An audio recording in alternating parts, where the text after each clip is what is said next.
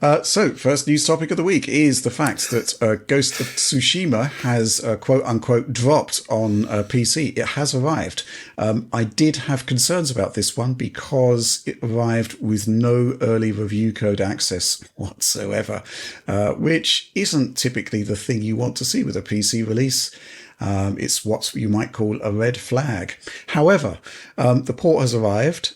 We've played it, and first impressions looking pretty awesome. Oliver, let's start kind of like super low specs here because you've taken a look at the game running on Steam Deck, right? Ooh. Yes, I have. And it actually runs surprisingly well, I think, considering the specs that are laid out for the game. I was a little bit worried because the specs were very similar to what we saw for Horizon Forbidden West, which was not such a great game on the Steam Deck as it turns out. So I was a little bit nervous about this one, but actually you can hit about 800p 30 with medium settings with some dips. But if you turn on FSR3 in its quality mode, you can get to a very comfortable, 30 plus FPS, even like 40 FPS in some areas. It runs pretty well with just some cutscenes dipping. So like the opening cutscenes, for whatever reason, some of them run in like the 20s. They're very heavy. They're quite heavy, yeah. And like, especially the transitions between cutscenes, you get like a big frame time spike there. But for the most part, it is running at 30, and that's basically in line with what we've seen from the Steam Deck in other PS4 era titles like God of War, for instance, where it is basically delivering a PS4 class experience just at kind of like that 720p, 800p mark, where the GPU load is a little bit less, bandwidth is less of a priority, less of a concern, and the Steam Deck is actually able to kind of hang roughly with where the PS4 is. Now, I haven't compared medium settings on the Steam Deck to the settings in the PS4, but I presume it's probably in that ballpark in terms of settings. And it looks fantastic on the device. It looks really good on the Steam Deck OLED in particular. You get great HDR support too. It looks awesome. So I was really satisfied with that. I mean, I think it's a great PS4 era port for sure. Mm-hmm. Yeah, I agree. Let's just go into some of the basics. Alex style. Alex isn't here. He's on holiday today. But we will be doing a more in-depth Tsushima video next week, I guess. But yes, just sort of Alex type comments. It's a Nixis game. It's very solid overall. The menu system is logical, very attractive. It has all of the standard Nixis options. Of a particular note is that you can have a DLSS 3 frame generation, but you can also have FSR3 frame generation that can accept inputs from DLSS. So you don't need to have FSR upscaling with FSR frame generation. You can mix and match, which I believe is a first. Haven't tested FSR3, but I think, John, you had a quick look at it on a high-end rig, right? I did have a go, and yeah, it runs great as you would expect on, a higher end system. But I did have a weird sort of visual issue with DLSS3 frame generation. In certain sequences, you could see like these little flashing black bars in the image. I'm not sure what was going on there, which prompted me to go, all right, let's try FSR3 frame generation, which did work without that issue. Although it still exhibits that when you're below the target frame rate or refresh rate, you get a little bit of like juddery look to it versus DLSS frame gen, which works perfectly with VRR. But FSR3 frame gen combined with DLAA and DLSS, I guess, I tried both. It works. It works well, and you get the image quality benefits of DLSS.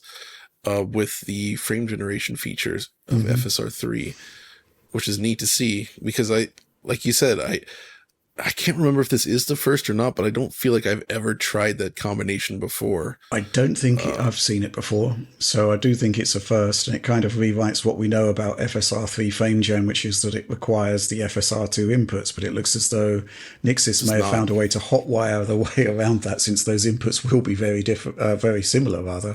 That's super cool because I'm not a fan of FSR2 or just general FSR upscaling. I think it can look okay at higher enough resolutions, but it's largely inferior to DLSS. I think we can all agree, right? Yeah. But their frame gen, aside from that little bit of issue that they still need to work on with the fluidity, the actual quality of the generated frames is quite good. And when sampling from DLSS, I found it difficult just without capturing and looking closely, just playing the game, I felt like what I was getting was comparable to DLSS frame generation, just in terms of general image quality. Yeah. So I mean, it makes a pretty strong impression. I was also pleased that the cutscenes are uncapped on PC. Yes. So, you know, on a high end machine, obviously, it's just like with frame gen, you're getting like 120 frames per second easy during those intro scenes, and it just looks fantastic. Yeah. Combined with the excellent HDR, which is again that's good. HDR makes a very big difference in terms of how it impresses you when playing a game, and Tsushima does a pretty good job with that. So, and like you said, the options menu is well featured, but what I liked is that it retains, there's a viewport on the right-hand side of the screen when you're in the options that shows the in-game graphics of your current scene. And as you make changes, it instantly swaps between, you can see the changes take effect immediately. Cool. Yeah. Without any sort of loading or hiccups or anything like that. Even when going through the full preset list, like low, medium, high, very high, you actually see it drastically alter itself as you click through it, which is great.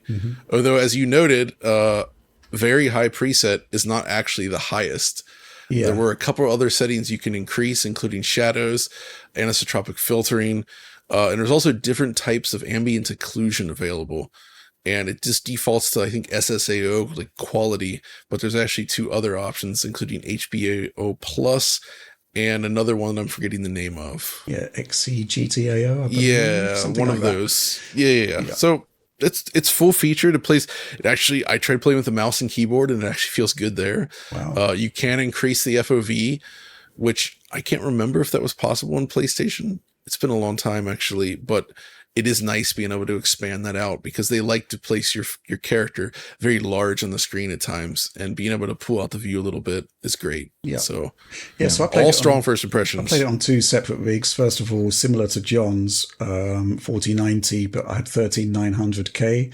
And I just whacked everything up to maximum, because that's kind of what you're paying for with a 4090, isn't it? Just don't care about optimized settings. And initially, I used DLSS 3 frame gen. It's interesting. I didn't have that artifacting problem you had, John. Yeah, I'm not sure what's up with that. But yeah, you're basically north of 100 frames per second with DLAA. And I've got to say that the PS5 version in both its modes uses checkerboarding, 1800p and 2160p checkerboard, depending on the mode. And just image quality with DLAA is just off the charts by comparison. It just looks light incredible. years ahead. So you can see I've got some performance data here. The initial sort of area, which is pretty stressful, I actually think, and certainly in terms of the cutscene, which we'll talk about in a bit. But it just plays out, pretty much north of 100 frames per second with DLSS 3. And if you don't use DLSS 3, which is the majority of my 4090 capture here, you're kind of like, I think the absolute minimum I saw was 72 FPS. That's fully maxed with DLAA. And it just powers through. It looks absolutely terrific. But, 70 FPS on 4090, that does suggest it is quite heavy. But I guess that also points to scalability. But yeah, absolutely phenomenal looking game. It's kind of forgotten how good it looked, but it's kind of weird because it's very much a game of its era. It is fundamentally a PlayStation 4 game, but when you look at the quality of the assets and the style that they've delivered here, it still holds up. And I gotta say, Rich, talking about that game does make me nostalgic for the bygone days of E3, and so because I was there at the Sony's final E3 conference show where they tried something different, where they moved you through different buildings. Yes, I do remember that. You were baffled at the time by the. I was so baffled by it, but after The Last of Us Part 2, they had everybody go through this long sort of ornate Japanese style hallway with a little garden and water around you.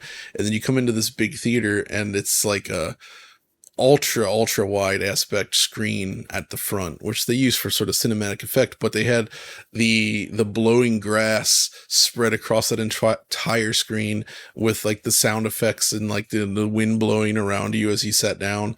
And I got to sit right in front of Neil Druckmann, honestly, which was unexpected and fun. But it did make a strong impression. And when they showed the gameplay, I feel like they seamlessly cut into the game from that point. And people were kind of thinking it looked good enough from that demo to like, wow, is this like our first look at a PS5 game? Yeah. In retrospect, you can tell it's PS4 era, but it does make a strong first impression with all that foliage. Their foliage system is still just incredible. They really know how to do long grass and make it look cinematic and react to the player's movements in a way that you don't often see. And it's just got a lot of dramatic skies and really cool long vistas. Just a beautiful game. Absolutely, yeah. And I've just been looking at another PC, which is the Frankenstein PC, which has the Xbox Series X CPU combined with the RX 6700, which is the closest architecturally you're going to get to the PS5 GPU. And we're talking about cutscenes. Most of it, the settings I chose are basically high. We'll figure out if that is actually PS5 equivalent in due course. I mean, we've literally had the game less than a day at this point. Yeah. But, that initial cutscene is actually quite heavy. I'm targeting 1800p resolution here, similar to the PlayStation 5's frame rate mode. But I'm using dynamic resolution scaling with XeSS upscaling here. And that initial cutscene, mostly in the 50s, can dip down into the 40s, but and that initial sort of oceanside battle there, mostly 60 with some dips, but gameplay is much more consistent, sort of what you might call like a 50 to 60 FPS window. So on a VRR screen, it would be perfectly fine. And again, just, what can I say? Even on high settings, well, I say even on high settings, just looks really, really good, performs really, really well. I don't really have any complaints about this port. I guess if Alex was here, he would be regaling the lack of stutter. I didn't see any stuttering at all. Although, didn't you have some blips with frame gen? John, yeah, I feel like with frame gen, when it's not perfectly level with the refresh rate that you're targeting. Yeah, with FSR only. Right. There is a slight perceptible stutter or judder. It's not really stutter, it's like judder, where it makes the game look like VRR is not working to some degree, if you know what I mean. Mm-hmm. Like maybe not as severe, but there's something about the fluidity. Like when the camera rotates, it doesn't look as smooth as it should, despite the high frame rate and VRR being enabled. I noticed this in Avatar as well with frame gen, FSR3 frame gen, and it's a weird thing because they're so close to making it work super well, but that problem persists. DLSS FrameGen does not exhibit that. Right. I spotted some occasional blips to about 30 milliseconds on DLSS 3 in that initial intro section, the initial cutscene. Oh, sure, which is quite challenging. Some of them seem to be on scene cuts, but some of them aren't. But actual gameplay, again, I'm not seeing any of that. So that's cool. Yeah, just looking at the data there. Overall, very, very solid release. I mean, we're going to come back with some optimized settings, PlayStation 5 comparisons as per the norm. But that's going to take some time because hopefully we were not going to find anything weird like missing visual features. Yes. Because it's possible, right? Like we haven't looked close enough to say like that it's perfect yet, right? Mm-hmm. That's going to require some work. From my recollection, it seems right on, but we'll have to wait and see. I did notice some issues as well with FSR 3 or FSR 2 or whatever you want to call it. The naming is very confusing at this point. So it has some issues with the foliage presentation in the game. So it shimmers a lot on some foliage elements. And it does not look like intended behavior to me in a few spaces on Steam Deck. So I think there may still be some lingering issues. I did not try XeSS. So that might fix it. Yeah. The DP4A version of XeSS. But I think there are still some issues, some gremlins in there. I'm not totally sure that it's a completely refined port at the moment, just with a couple things like that. And then also the cutscene performance in that opening section. I'm not sure if that's like 100% where it should be, because it does hit like the low 20s on Steam Deck for some reason, even though a lot of the rest of the content is in the 40s and 50s. That's pretty heavy, but it is a heavier cutscene than most based on what I've played. But yeah, an interesting stress point there. And they did seem to cap those at 30 on PlayStation 5, which, well, perhaps we're finding out why. Yeah. Yeah, interesting stuff.